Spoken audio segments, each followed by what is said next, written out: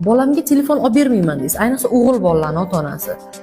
Bolangiz yashirib bo'lsa ham telefon ishlatadi. 90% holatlarda. O'zimning tajribamdan odatda o'quvchilarning telefonini yig'ib olsam, dadangga telefon qilaman desam, dadam telefonim borligini bilmaydi. Iltimos aytmang. Dada qanday bilmasligi mumkin? Farzandim maktab o'quvchisi, unga telefon berishni xohlamayapman, chunki Instagram yoki Telegramga chalg'iydi. Sizning shaxsiy fikringiz qanaqa?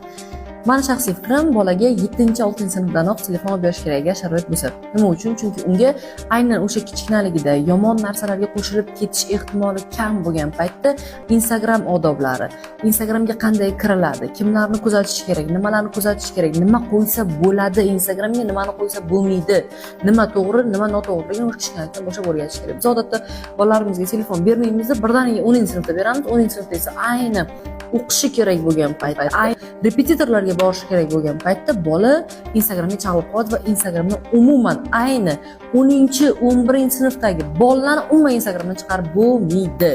Shuning uchun ham yoki yoshlikda berish kerak, yoki o'qishga kirgandan keyin. Hattoki o'qishga kirgandan keyin ham bersangiz, agar bola sizdan uzoqlashsa, boshqa tumanga, boshqa viloyatga o'qishga kirib sizdan uzoqlashadigan bo'lsa, siz u nazoratni chiqarib yuborasiz. Undan ko'ra kichkinalikda o'rganish kerak va telefon bu normal holat.